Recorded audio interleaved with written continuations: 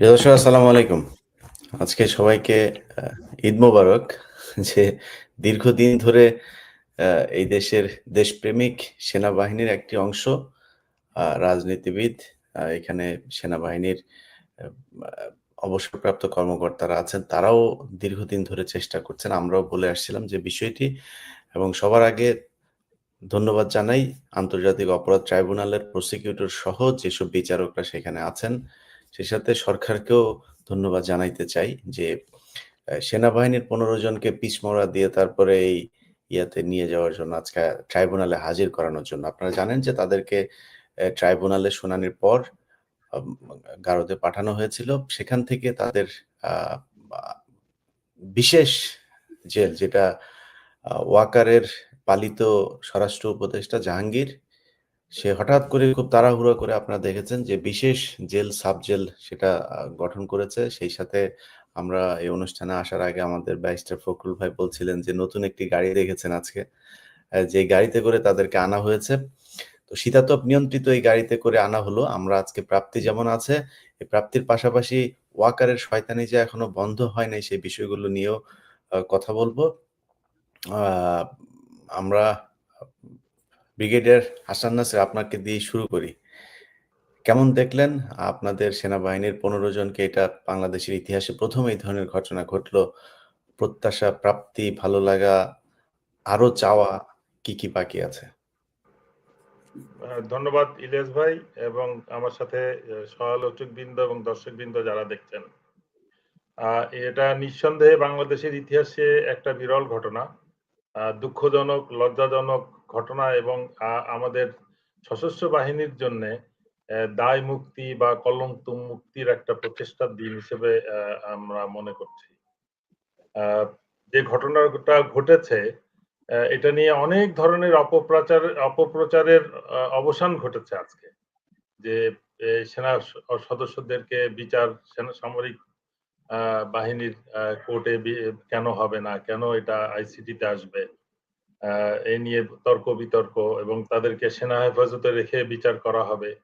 বিভিন্ন রকম তর্ক-বিতর্কর পরে যেটা হলো, আমি মনে করি এটা একটা বিশেষ আ আ ব্যবস্থায় সিদ্ধান্তটা হয়েছে যেটা ক্ষণস্থায়ী হওয়া উচিত, যেটা স্থায়ী হওয়া উচিত না। আ এরা যদি কোনো রাষ্ট্রীয় কাজে অপরাধী হতো, যে রাষ্ট্রীয় দায়িত্ব পালনে এই ধরনের কোনো যেরকম আমি উদাহরণ হিসেবে বলতে পারি এনএসআই এর অতীতে এনএসআই ডিজি, ডিজিএফআই ডাইরেক্টর তাদেরকে রাষ্ট্রীয় দায়িত্ব পালনের বিভিন্ন ঘটনায় অপরাধী করে বিচার করা হয়। তাদেরকে নরমালি কয়েদি হিসেবে ট্রিট করে জেলে আদালতে আনা নেওয়া করা হয় এবং জেলখানাতেও স্বাভাবিকভাবে তাদেরকে রাখা হয় কোন রকম ক্লাস ছাড়া। এই পরিপ্রেক্ষিতে যে অপরাধে এই ১৫ জন অফিসারকে দায়ী করা হয়েছে, মানবতার বিরুদ্ধে অপরাধ। সুতরাং এবং এটা সামরিক আইনের কোন ধারায় বিচারের কোন সুযোগ নাই।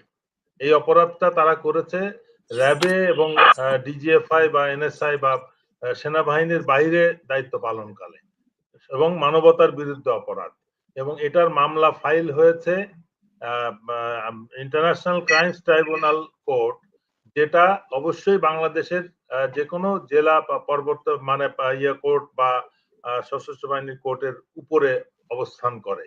সেই আদালতের দায়েরকৃত ওয়ারেন্টের আসামিদেরকে হাজির করতে সেনা কর্তৃপক্ষ আমি মনে করি একেবারে শেষ দিনে শেষ সময়ে এনে হাজির করেছে, যেটা উচিত ছিল না।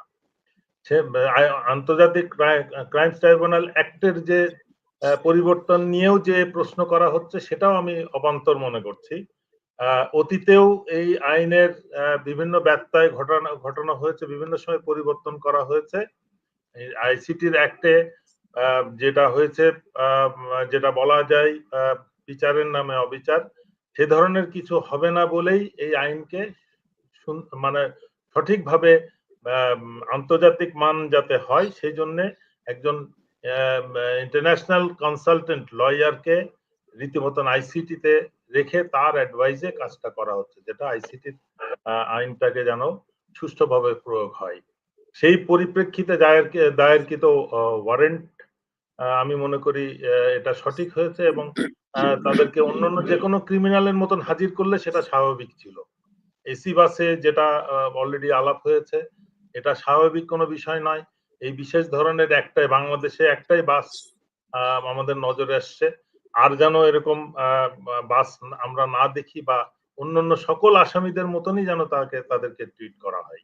এবং ক্যান্টনমেন্টে যেটা সাবজেল করে রাখা হয়েছে, আমি জানি না আরো যে বিচার কার্যক্রম চলছে, সেখানে যদি নতুন কোনো আসামি হয়, সবাইকে ক্যান্টনমেন্টে এই সাবজেলে এই সীমিত এই বিল্ডিং এর কয়েকটা রুমে রাখা সম্ভব কিনা, তখন তাদের বিষয়ে কি সিদ্ধান্ত নেওয়া হবে, এই বিষয়গুলো আমি মনে করি আর বাংলাদেশের একটা স্ট্যান্ডার্ড রুলের আওতায় থাকা উচিত সবকিছু, এবং সবার জন্য যে আইন সমান, বিচার সমান, সেটাই প্রমাণ করা উচিত।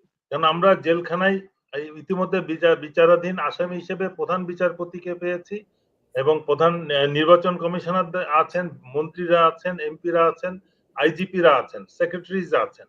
তাদেরকেও যেভাবে বিচার প্রতিদিন আদালতে হাজির করা হয়, একইভাবে আমি মনে করি হাজির করা উচিত অন্য যে কোনো নাগরিকের মতো। আমি মনে করি যে যেটা শুরু হয়েছে এটা গ্রহণযোগ্য, তবে মোটেও সুষ্ঠু না, সঠিক না। তবে কোন অবস্থাতেই সেনাবাহিনীর কোনো সুযোগ ছিল না এদেরকে এই ট্রাইব্যুনালে হাজির না করার। আমি মনে করি যে সমস্ত প্ররোচনা ছিল, প্রভোকেশন ছিল, এগুলাকে ওভারকাম করে সেনাবাহিনী প্রধান সঠিক সিদ্ধান্ত নিয়েছেন এবং সেটা আরো দ্রুত হস্তক্ষেপ করলে আরো বেশি ভালো হতো। ধন্যবাদ। জি, ব্যারিস্টার ফখরুল ইসলাম স্যার, আপনার আইনের কোনো ব্যত্যয় বলবো না, মানে পার্সিয়ালিটি দেখছেন কিনা আইন প্রয়োগের ক্ষেত্রে? তবে আজকে আমাদের আগের আলোচনার ধারাবাহিকতায় কথাটা বলি যে আমাদের ধারণা ছিল যে আদালতের চৌকাট পেরিয়ে তারা আসামি হবে, সেটা যে আজকে করেছে সেজন্য একদিক থেকে ভীষণ খুশি যে সেনাবাহিনী সার্বভৌমত্বের প্রতি, তার মধ্যে তাদের যে কিছু সংখ্যক এই রকমের অপরাধী তারা যে আজকে আদালতের চৌকাট পেরিয়ে আসামি হয়েছে, সেটা একটা ভালো দিক। পুরো সেনাবাহিনীকে তো আর দোষ দেওয়া যাবে না, কারণ সেনাবাহিনীর অনেক ভালো ভালো অফিসার হয়তো এখনো আছেন, নিশ্চয়ই আছে। তো যে কয়জন অপরাধ করেছেন, দুর্নীতিতে গুম কমিশন যাদেরকে পেয়েছেন, তাদের নামে শুধু ওয়ারেন্ট ইস্যু করেছে ইন্টারন্যাশনাল ক্রাইমস ট্রাইব্যুনাল। তো আজকে তাদেরকে যে স্পেশাল ট্রিটমেন্ট দেওয়া হয়েছে, তাতে আমি একটু ব্যথিত হয়েছি, কারণ তারা যে সাবজেল থেকে এসেছে, আমার মনে হয় তারা সাবজেলেই চলে গিয়েছে। এখন কোশ্চেন হলো দুটো, আদালত বলেছে জেলে প্রেরণ করা হোক, এখন জেল কোড অনুসারে হলো জেলারের মানে জেল সুপার, জেলার জেল কর্তৃপক্ষের দায়িত্ব তাদেরকে কোথায় রাখবেন, দ্যাট ইজ একটা কথা সত্য। কিন্তু অন্যান্য আসামিদেরকে যেহেতু কোনো সাবজেলে রাখার ব্যবস্থা নাই, তাহলে এক্ষেত্রে তাদেরকে আবার ওই ক্যান্টনমেন্টের মধ্যে যে সাবজেল, তারা আসামি হওয়ার আগেই যে সাবজেল গঠিত হয়েছে একটা প্রজ্ঞাপনের মাধ্যমে, সেইখানেই তাদেরকে নিয়ে গিয়েছে। সেটা আমার কাছে ভালো মনে হয় নাই, কারণ তারা যদি কাশিমপুর বা কেরানীগঞ্জে থাকতো, তাদেরকে কিন্তু তারা কিন্তু আইন অনুসারে, জেল কোড অনুসারে তারা এমনিতেই ডিভিশন পাবে। কিন্তু সমস্যা হলো অন্য, ওই সাবজেলে থেকে তারা ভিডিও কনফারেন্স করতে পারবে কিনা, তাদের টেলিফোনের অ্যাক্সেস আছে কিনা, তাদেরকে ওয়াইফাই ব্যবস্থা আছে কিনা, আমার মনে হয় সেই সবগুলোর উপরে হয়তো একটু নজরদারি রাখতে হবে যে তারা কোনো ষড়যন্ত্রের অংশ হচ্ছে কিনা, আবার নতুন করে, কারণ কত রকমের ষড়যন্ত্রের কথাই তো শুনছি।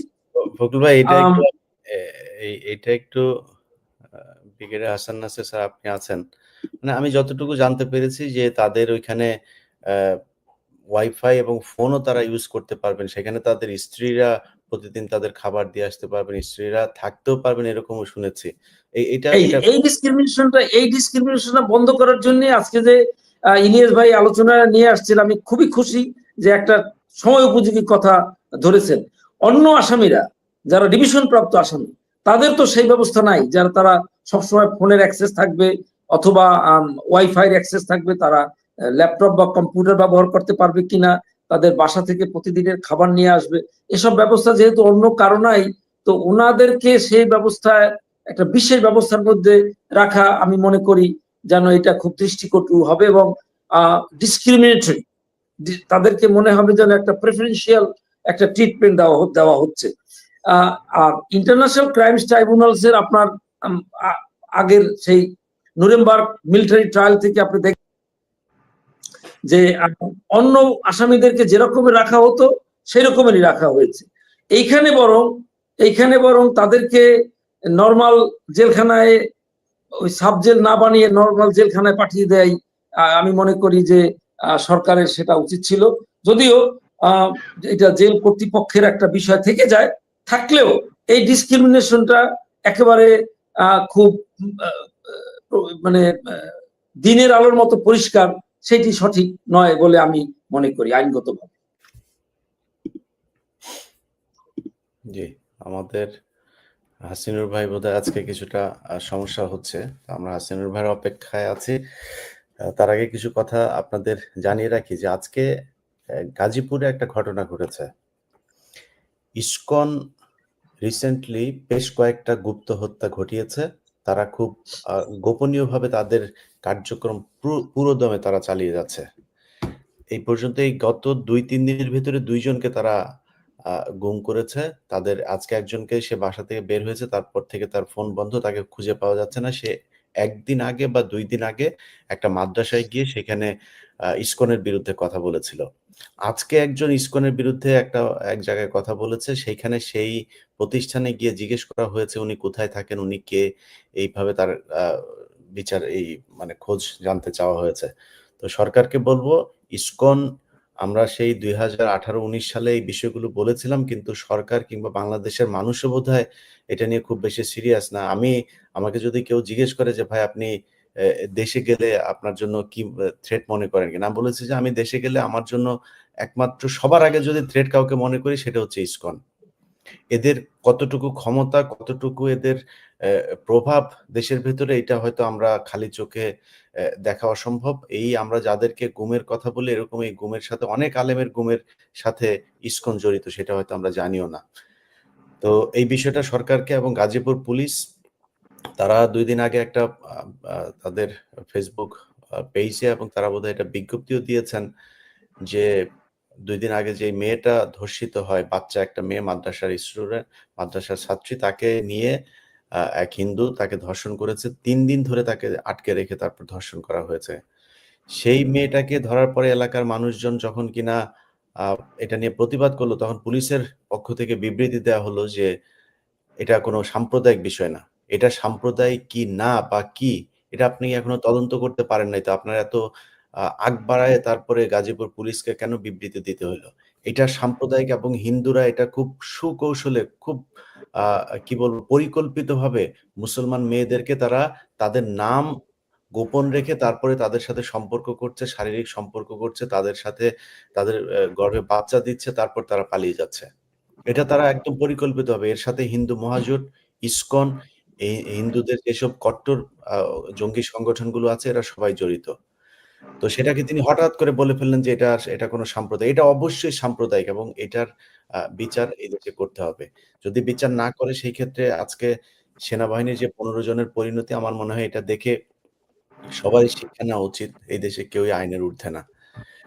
আমরা মনে হয় থ্যাংক ইউ একটা চমৎকার কথা বলেছেন যে খুবই ভালো লাগছে যে অন্তত এই অভিযুক্তরা আজকে আদালতে এসেছে এবং আদালতের আওতার মধ্যে এসেছে, এবং এই যারা গুম খুন এবং ভারতের তাবেদার সরকারের হুকুম পালন করেছে, এবং তারাও তো হুকুমদাতা বেসিক্যালি, কারণ এই ইন্টারন্যাশনাল ক্রাইমস ট্রাইব্যুনালস আপনি দেখবেন ওই আলোচনায় সবসময় আসে যে কমন রেসপন্সিবিলিটি, যারই কমান্ড করার ক্ষমতা আছে সে কিন্তু আসামি হইতে পারে। এই ক্ষেত্রে কিন্তু হাসিনা সেই জন্য একা আসামি নয়, ওনার হুকুম ওনারাও তামিল করেছেন ভারতের কৌশলে। কাজেই ওনাদেরকে যে আজকে আইনের আওতায় আনা হয়েছে, সেজন্য আমার খুব ভালো লাগছে যে শিক্ষার, কিন্তু সমস্যা হলো কি যে ইতিহাস থেকে কিন্তু কেউ শিক্ষা গ্রহণ করে তো না। আজকে দেখুন এই যারা সচিব আছে তারাও তো বলতে পারতো যে তাদেরকে একটা জেলখানায় যারা আছে তাদের জন্য আলাদা ব্যবস্থা রাখা হোক, আমি সে ব্যাপারে আমি খুব ব্যথিত আছি। এই মানে এই ডিসক্রিমিনেশনের জন্য আমি একটু ব্যথিত আছি। আদারওয়াইজ আমি খুব খুশি যে ওনারা চৌকাট পেরিয়ে মধ্যে এসেছে। না, এরা ব্যাপক প্রভাবশালী কিন্তু। আপনি যদি দেখেন যে এই যে এদের ভিতরে লেফটেন্যান্ট কর্নেল রেদওয়ান যখন আন্দোলন চলে, লেফটেন্যান্ট কর্নেল লেভেলের একজন অফিসারকে সেখানে গিয়ে বন্দুক ধরে তারপরে AK-47 দিয়ে গুলি করার দরকার নাই। তিনি নিজে শুয়ে পড়ে তারপরে সেখানে গুলি করছেন। মানে তার সৈনিকরা যখন কিনা তার সাথে গুলি করতে রাজি হয় নাই, তখন তিনি নিজে গুলি করে তাদেরকে সাহস দিচ্ছেন। অতএব এটা আমরা একটা ভিডিও দেখেছি।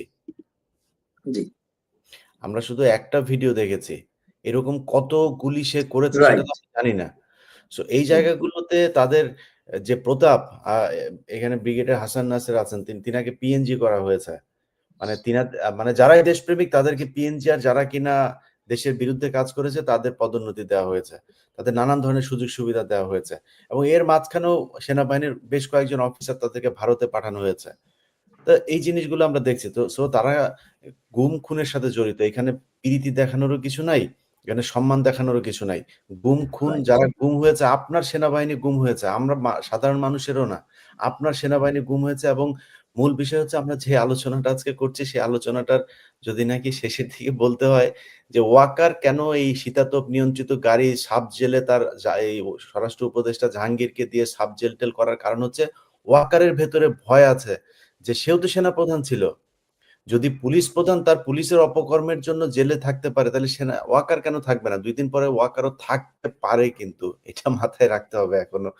সো ওয়াকারের সেই ভয় আছে, যেই কারণে সে যতটা পারে তার কোলের মধ্যে রাখার চেষ্টা করছেন। এসব কোলে টোলে রেখে লাভ হবে না।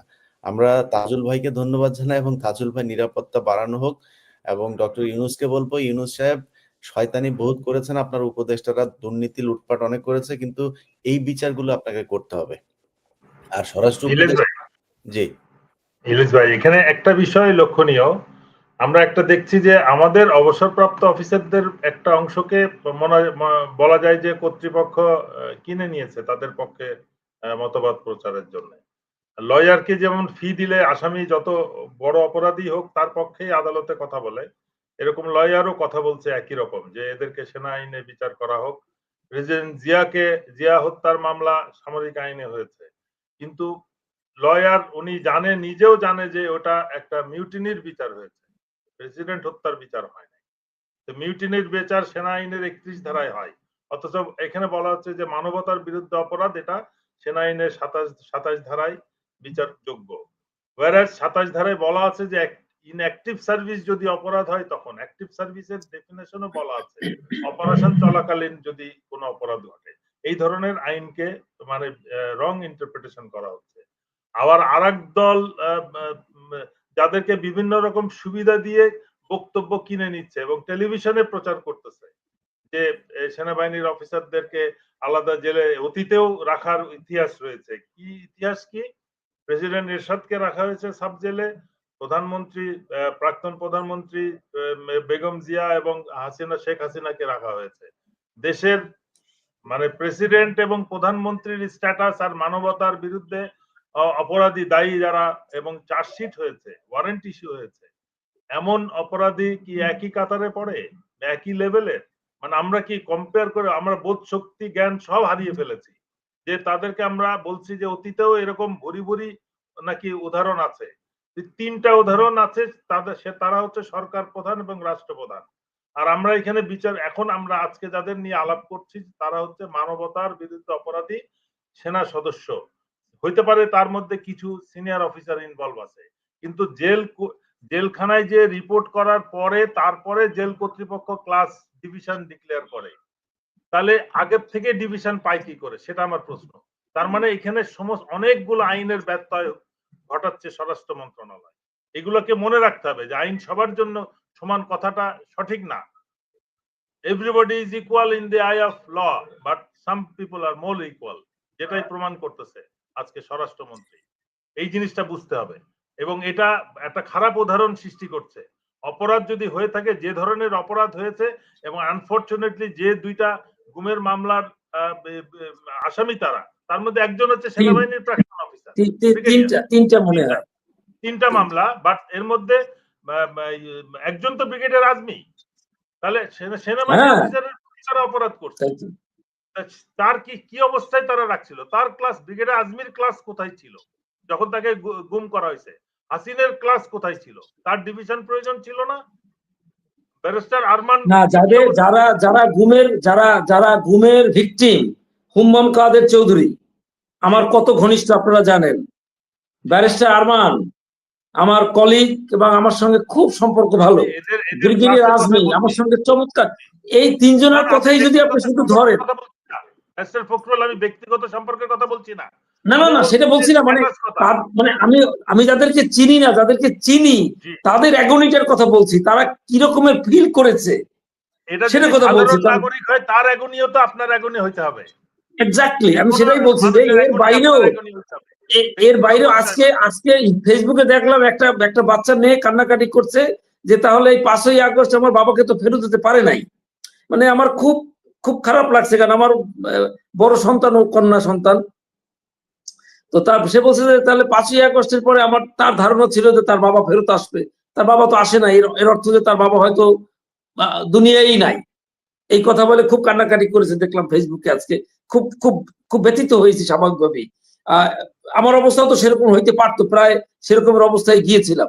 হাউবার, তো কাজেই যারা মানবতা বিরোধী অপরাধে অভিযুক্ত তাদেরকে স্পেশাল ট্রিটমেন্ট দেওয়াটা ঠিক হয়নি। আমি যদিও সার্বভৌমত্বের প্রতীক সেনাবাহিনীকে অ্যাজ এ হোল দোষ দেওয়ার কোনো বিষয় নাই, এর মধ্যে যারা দুষ্কৃতিকারী এদের যেন, আমার একটা সন্দেহ হচ্ছে কি যে আমরা এই বিচার দেখতে পারবো কিনা কমপ্লিটলি, না অন্য কোনো ভাবে আবার বাধাগ্রস্ত হবে।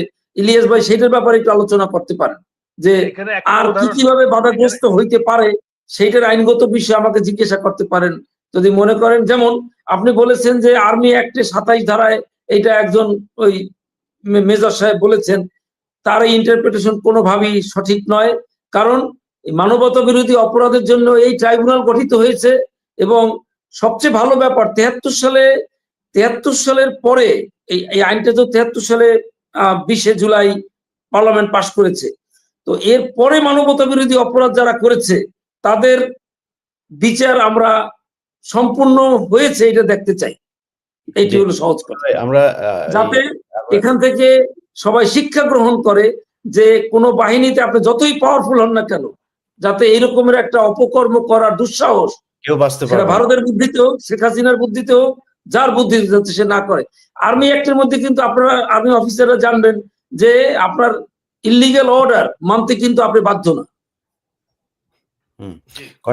কর্নেল হাসিন আপনারে অনেক। এবং আমি এই প্রসঙ্গে একটু বলি, আমি জেলখানায় থাকার সময় মেজর আরিফ আমার পাশের রুমেই ছিল, তাকে কত রকমের ভাবে ব্যবহার করেছে এই র্যাব, তার বর্ণনা মাঝে মাঝে সে দিয়েছে, আমি শুনে শিহরে উঠতাম।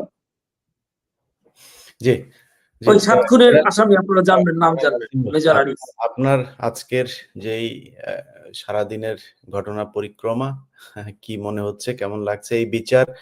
শেষ পর্যন্ত ফখরুল ভাই যেটা সন্দেহ প্রকাশ করেছেন, আশঙ্কা প্রকাশ করেছেন যে শেষ পর্যন্ত বিচারটাও করা যাবে কিনা, কারণ তাদের আমরা যতটুকু জানতে পেরেছি যে সাব জেলের যে সুযোগ সুবিধা রাখা হয়েছে সেখানে এই তাদের স্ত্রীদেরকেও সেখানে থাকতে দেওয়া হবে।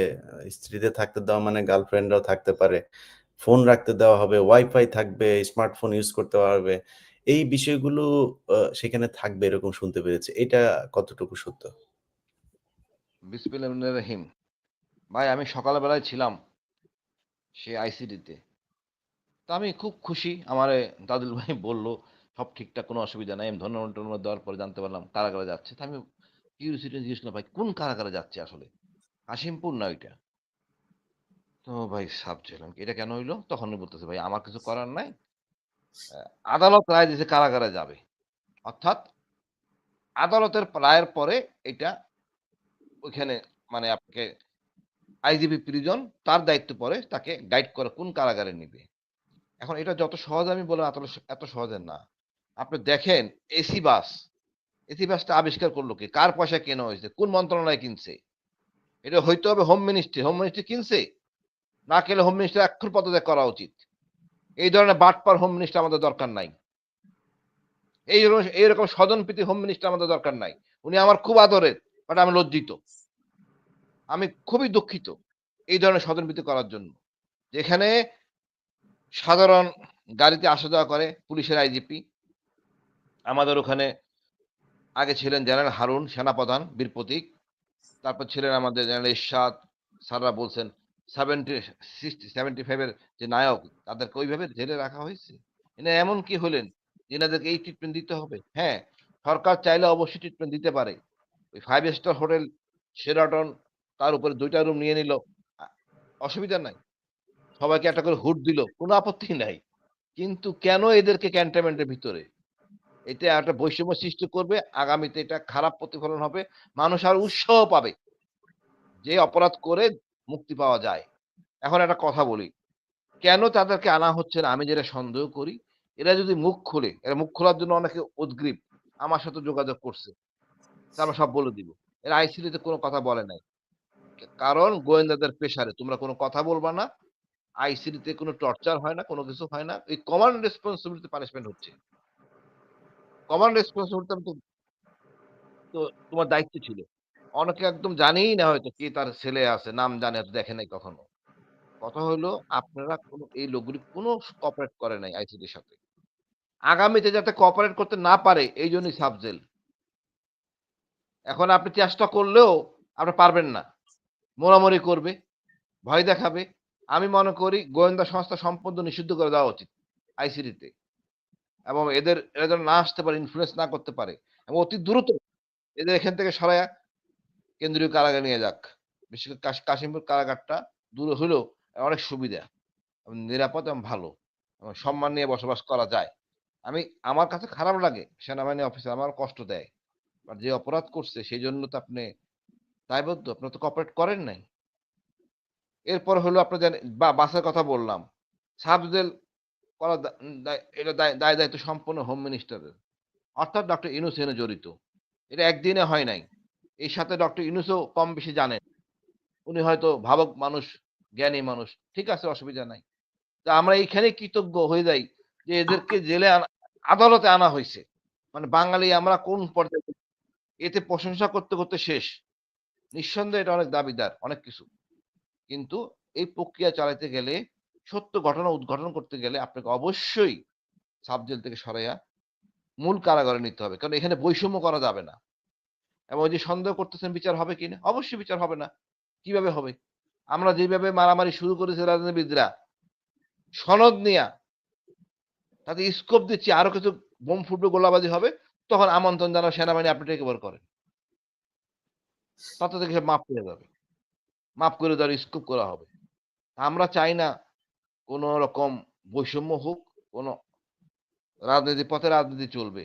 বাট লজ্জা লাগে কি ভাই, যে লোকগুলি কোনো কাজ করে না এই 5ই আগস্টের জন্য, জুলাইয়ে, এরা এখন গণিমতের মাল খাওয়ার জন্য মানে পাগল হয়ে গেছে। কে কোনটা খাবে, কোন মন্ত্রণালয় নিবে।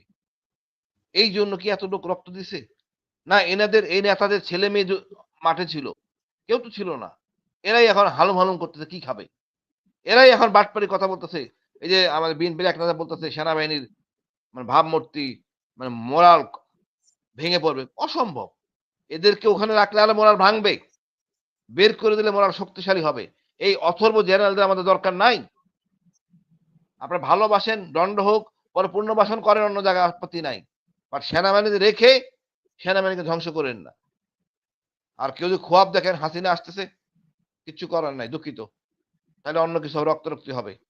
এখনো অনেক লোক আছেন, আইনের আওতায় আসবেন। ১-২ জন না, প্রচুর হাসিনার আসবে। কথা ভুলে যেতে হবে। হ্যাঁ, এখনো খোয়াব দেখে রে ভাই। না হুম। দেখলে এই কাজটা করে। সেনাবাহিনী উচ্ছিল উৎসাহ নিয়া এদের বাইন্দা ধরে দেই। একজন তো পলাইয়া গেছে। কোন পর্যায়ে গেলে ৪ জন জেনারেল ডিজিএফআই ভারতে আশ্রয় নিছে। এই আমাদের শিক্ষা, এই আমাদের প্রশিক্ষণ, এই আমাদের দেশপ্রেম। আবার এইসব ইংরেজি বলে বসে, বসে আমরা। এদেরকে কি করা উচিত আমি জানি না। মানে আগামী দিনে যে কথা বলবে সেনাবাহিনী সেই স্পেস রাখে নাই। আর এই সাব জেল কইরা আরো স্পেস বন্ধ করে দিছে। কোন মুখে কথা বলবে একজন জেনারেল বাইরে আইসা? লজ্জা করা উচিত। এই ডিজিএফআইটাকে নষ্ট করে দিছে। এটাকে সংস্কার করার জন্য নিজের আগায় আসা উচিত। হাসান নাসির ছাড়া আমরা বহু চেষ্টা করছি সেনাবাহিনী সংস্কার করার জন্য। এনারা করতে দেন নাই। আমরা তখন বলতেছিলাম এনারাই সাফার করবে। আমি মনে করি এখনো এখন সমাজের এখন আপনারা সকলে বলুন যাতে রাজনীতিবিদরা নিজেদের মধ্যে এত দ্বন্দ্ব সৃষ্টি করে অন্য কাউকে সুবিধা দিয়ে না বসে। ইউনূস সাহেব এত একটা ভালো মানুষ, পৃথিবী বিখ্যাত ভাই, মানুষ, তার আশেপাশে যে উপদেষ্টা উনি রেখেছেন, ইউনূস সাহেবের ব্যাপারে আমি খুবই আশাবাদী। I salute him for many reasons. কিন্তু তার আশেপাশের উপদেষ্টাদের ব্যাপারে যে শুনি মাঝে মাঝে, তাতে তো খুব লজ্জিত হওয়ার একটা বিষয়। এবং উনি তাদের কিছু কাটছাট করেন না কেন এতদিন আমি জানি না আসলে। না, ওনার অনেক দুর্বলতা আছে। ওনাদের উপদেষ্টা করিয়েছে, এনাদের কি জানি না। এনাদের অবশ্যই এই সমস্যা না, ওনাদের উপদেষ্টার উচিত ছিল প্রতি মাস তার ব্যাংক হিসাব দেওয়া। হিসাব দেখো ভাই, লক্ষ্য দেখছেন করেন, আমাদের কোনো হয় নাই। আমাদের বছর হাসিনা মানে হাসিনার ঘষা খেয়ে আমরা শিক্ষা পাই নাই। আমাদের আরো দরকার। এই ছাত্ররাও ভুল করছে রাজনীতি করে, যে পেশায় গ্রুপে থাকতো সব কটা সোজা করা যাইতো। তারপর আমি মনে করি আমরা আশাবাদী, ইনশাল্লাহ আমরা প্রেশার ক্রিয়েট করব যাতে এই কাজটা না করে। সেনা প্রধানের দায়িত্ব ছিল আসলে এগুলি না করা। এগুলো বিতর্কের সৃষ্টি করছেন। প্রতিদিনই এটা নিয়ে হবে কথাবার্তা। আমি বলবো সবাইকে যারা কথা বলেন, আপনারা কথা বলবেন। এই বৈষম্য যেন বিচারে না থাকে। তাহলে এটা জুলুম হবে।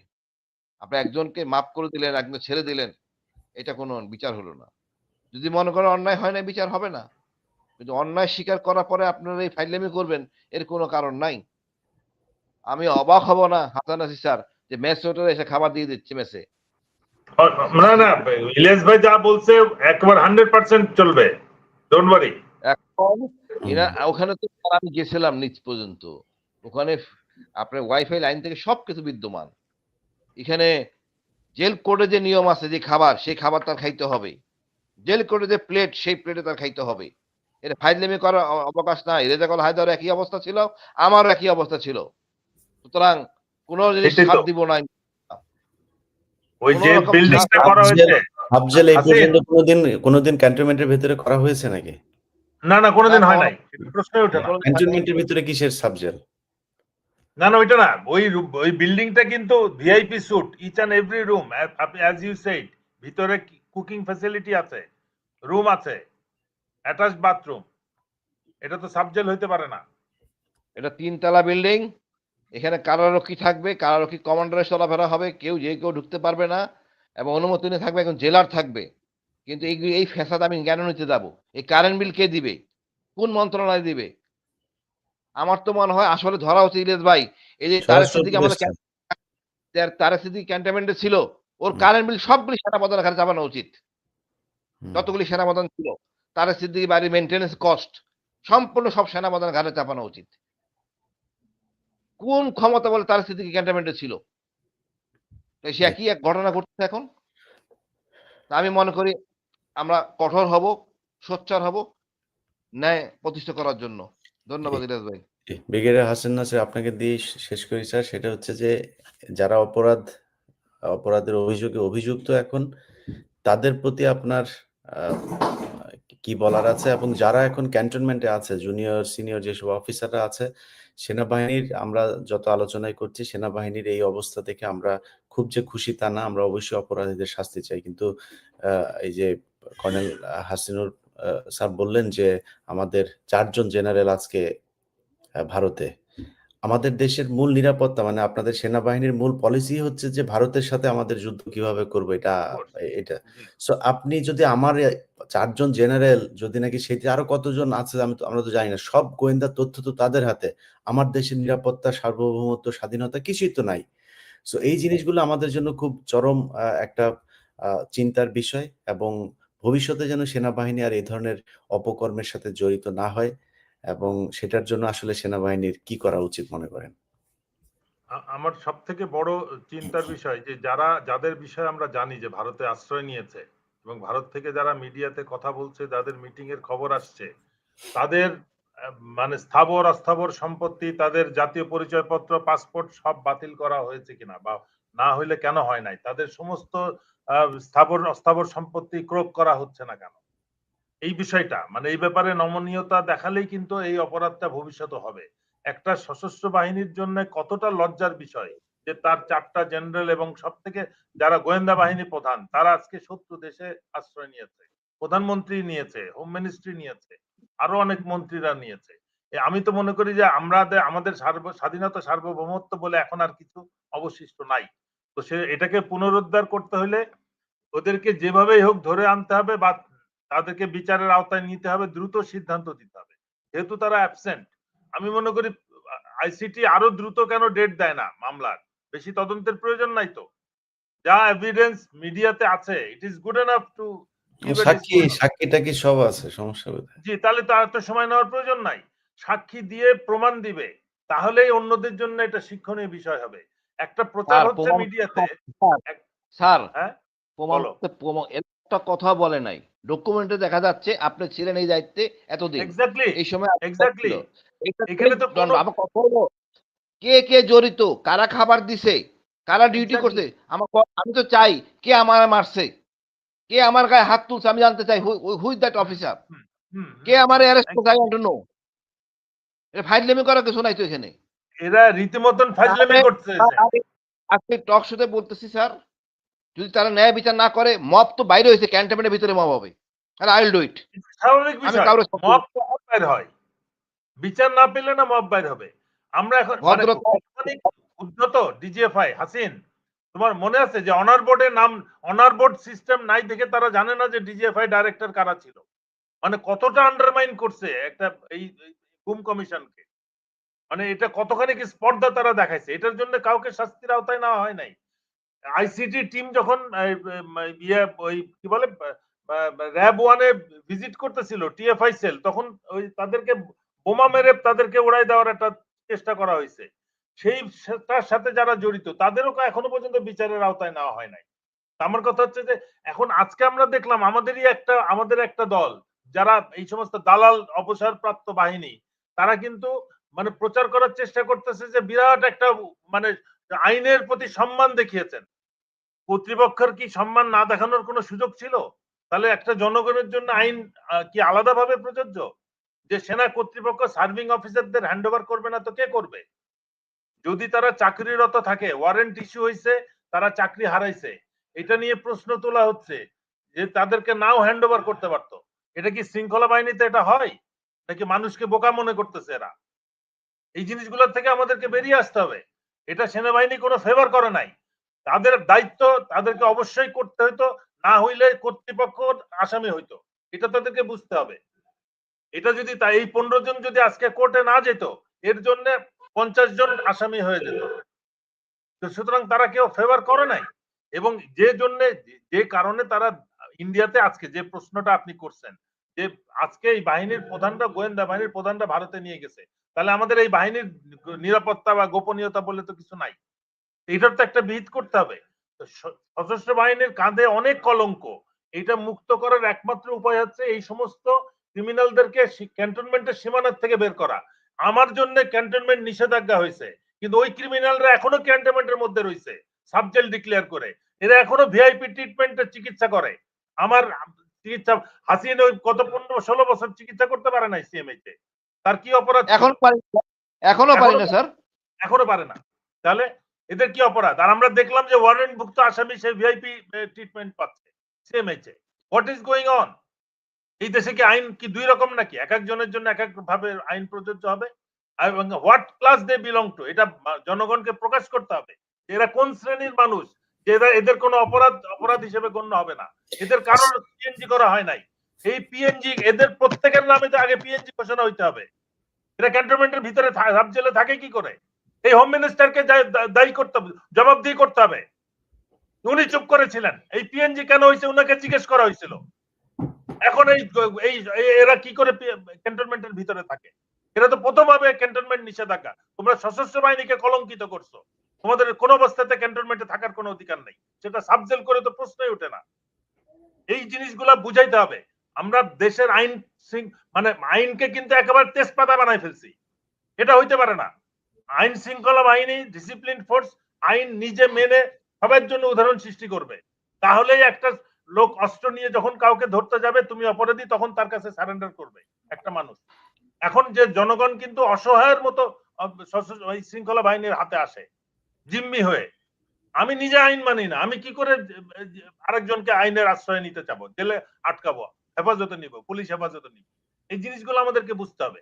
আমরা পুরা আইনটাকে নষ্ট করে ফেলছি, এটাকে পুনরুদ্ধার করতে হবে, এবং এটার জন্য আইন উপদেষ্টা যেমন দায়ী, স্বরাষ্ট্র উপদেষ্টা একইভাবে দায়ী। জেলখানায় যাওয়ার আগে ক্লাস ঠিক হলো কি করে? তাদের আদালতের রায়ের সাথে সাথে তাদের ডিভিশন কে দিল?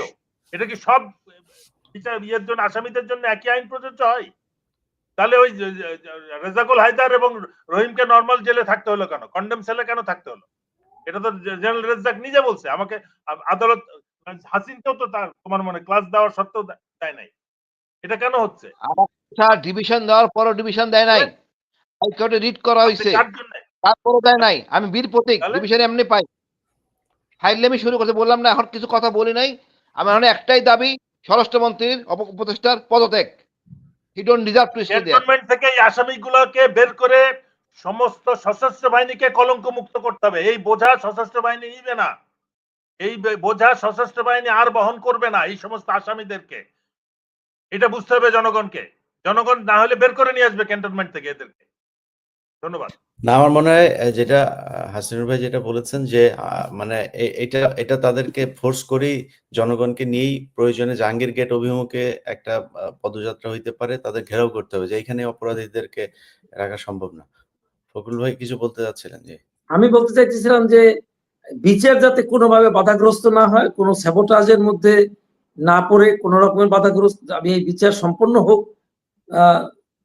একটা নর্মাল, যাতে মানুষ বোঝে যে না ন্যায় বিচার প্রতিষ্ঠিত হয়েছে, সেইটা হোক, সেটাকে আমি চাই।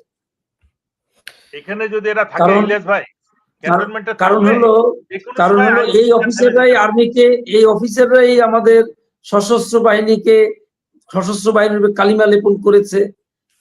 সশস্ত্র বাহিনীর একজন এত বড় অফিসার এইরকমের অন্যায় কাজ কেন করবে, সেই শিক্ষা যেন অন্য অফিসাররা পেয়ে যায়, যাতে যারা কোনোভাবেই একটা নিজেদের সুপেরিয়র কমান্ডের মধ্যে থাকার সত্ত্বেও তারা জানি কোনোভাবেই কোনো অপরাধের সঙ্গে জড়িত না হয়, এই শিক্ষা যাতে পায়। Thank you. একটা কথা, এক লাইন ভাই। ক্যান্টনমেন্টে পুলিশের অস্ত্র নিয়ে থাকার অধিকার নাই, অ্যালাউ করে না। আমি তো মিলিটারি পুলিশে ছিলাম, আমি জানি। সুতরাং এখানে যখন সাবজেল ঘটনা করলো, তো জেল, এই যে জেল কর্তৃপক্ষ অস্ত্র নিবে না, কোত্থেকে অস্ত্র আনবে? যদি কেউ এটাকে দুইটা জেলাকে মেরে সব নিয়ে যায়, কে এই দায়িত্ব নিবে? এটা তো ফাইল লেবি, তাদের তো অস্ত্র নিয়ে ডিউটি করতে হবে। আমার এত ক্যাসাল আমি কেন নিব? কারারক্ষী অস্ত্র নিয়ে ডিউটি করতে হবে যেন এরা পলাতে না পারে। You have to ensure everything like অন্য কোর্টের মতো। আমি দায়িত্ব কেন নিব? কোন খুশিতে নিব? আমি মনে করি স্বরাষ্ট্র হাসিন সব থেকে বড় রিস্কি যেটা বিষয়, প্রতিদিন যে এরা আদালতে সাক্ষী দিয়ে আসবে, দিয়ে আসার পরে এটা পর্যালোচনা হবে শুধু এই বিল্ডিং এ না, সেনা সদরে পর্যালোচনা হবে, দিল্লিতে পর্যালোচনা হবে, কলকাতায় পর্যালোচনা হবে, এবং আগামী দিন কি সাক্ষ্য কে দিবে, কে হ্যাঁ বলবে, কে না বলবে, এটাও শিখিয়ে দেওয়া হবে। এই দায়িত্ব কে নিবে? এটাই বললাম স্যার, যাতে যারা সত্য কথা বলতে না পারে, হাসিনা টিকে যায়, এই প্যাকেজটা এখান থেকে হবে। এই জন্য অবশ্যই তাদেরকে বাইরে দিতে হবে, এখানে রাখা যাবে না। আমাদের এরকম মানে এই ধরনের যারা করছেন জড়িত এই সাবজেক্টের সাথে, সবাইকে আইনে আওতায় নিয়ে আসা উচিত। মানে দুঃখের বিষয়, আমার কিচ্ছু বলার নেই, লজ্জা। মানে কাদেরকে আমরা শেল্টার দিচ্ছি? যারা আমাদের সাথে কাজ করছে, আর্মি স্যারের সাথে মিসবিহেভ করছে, 8টা বছর জীবন শেষ করে দিছে, পরিবারের উপর নির্যাতন, আমাদের শিক্ষা হয় নাই। যারাই করবেন তাদের সাথে এরকম এমন খারাপ ব্যবহার করা হবে। মব তো বললাম এখনো শুরু হয়নি, ক্যান্টনমেন্টে বাধ্য করবেন আমাদেরকে করতে। That will be more dangerous. ধন্যবাদ ভাই।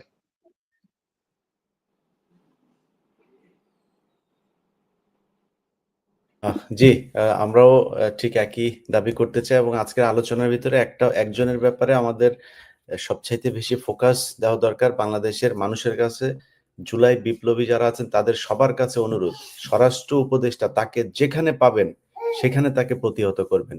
এই বদমাইশ হচ্ছে গিয়ে সব নাটের গুরু, তাকে দিয়েই ওয়াকার সব অপকর্মগুলো করাচ্ছে।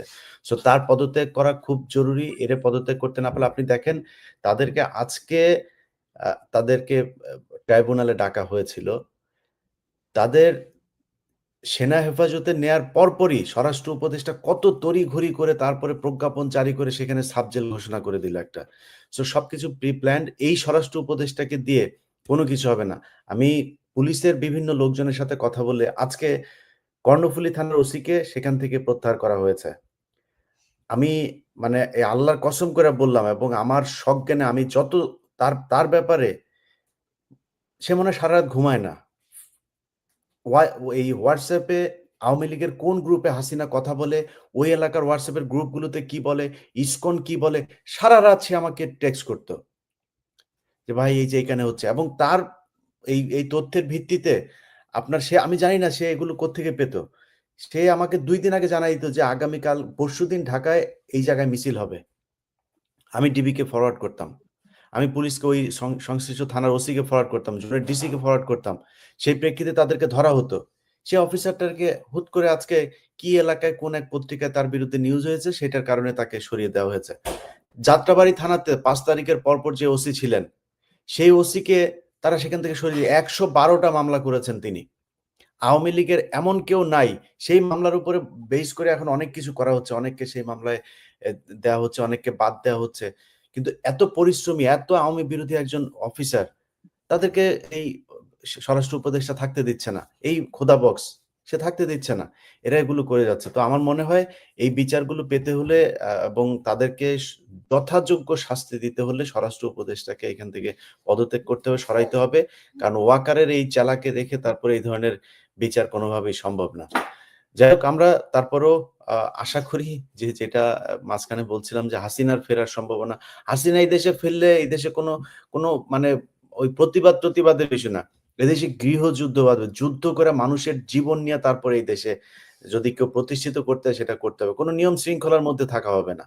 সো সেই দিন শেষ। এই দেশের নাম খালি একটা মিছিল করে দেখ কি অবস্থা হয়। আর হাসিনা আসা তো ভো পড়ে। আমরা চাই আসুক, সে আয়।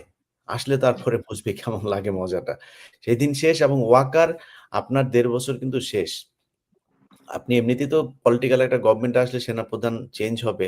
যদি সব মিলায়েও যদি হয়, শেষ হয়, তাহলেও কিন্তু আপনি ২০২৬ ২৭ এ শেষ। সো ২৭ এ শেষ যদি হন, তারপরে আপনারে বাঁচাবে কে? আপনার আজিজরে কেউ বাঁচাইতে আসছে? আপনার শফিরে কেউ বাঁচাইতে আসে এখন? হারুন জেলে ছিল, কেউ বাঁচাইতে গেছেন আপনারা? সো আপনারাও কেউ বাঁচাইতে আসবে না। যা করার খুব হিসাব কইরা করেন। এসব শয়তানি বন্ধ কইরা যদি আসলেই চান যে কিছু একটা করতে, যে বলেন দিস এই অফিসার গুলো আমাদের ছিল, অপরাধী ছিল। আমরা তাদেরকে করলাম। ওরা যেহেতু সেনাবাহিনীর তা আপনাদের দেশবাসীর কাছে আমরা ক্ষমা চাই। আমাদেরকে এতটুকু শাস্তি দেয়া হোক, এতটুকু আমাদের প্রতি সহনশীলতা দেখানো হোক। বাট অপরাধ করেছেন, কি করেছেন এসব বলে আসতে হবে। আপনি কিছুই বলবেন না, কিছুই জানেন না, কিছুই বুঝেন না, এইটা বলে লাভ নাই। কারণ আমাদের সব সাক্ষী আছে, প্রমাণ আছে। এখান থেকে বের হওয়ার কোনো সুযোগ নাই। এটার বিচার এই দেশে হবে এবং আমরা প্রেশার গ্রুপ হিসাবে যাদের মাঠে থাকা উচিত আমরা তো আছি। সেনাবাহিনীর ভেতরেও বিশাল একটা অংশ এখন চায় এটার বিচার হোক এবং সেনাবাহিনীর যারা ভেতরে আছেন আমি মনে করি আপনাদের এই কলঙ্ক ধুয়ে মুছে পরিষ্কার হবার জন্য এদের বিচারের জন্য যা প্রেশার তৈরি করা আপনাদের ভেতর থেকেও তৈরি করা উচিত। যাই হোক, যারা আইসিটির সাথে আছেন তাজুল ভাই সহ বিচারক সবাইকে আবারও ধন্যবাদ জানাই। দেশবাসীকেও ধন্যবাদ জানাই। যারা আজকে যুক্ত ছিলেন আপনাদের সবাইকে ধন্যবাদ। আল্লাহ হাফেজ। ধন্যবাদ।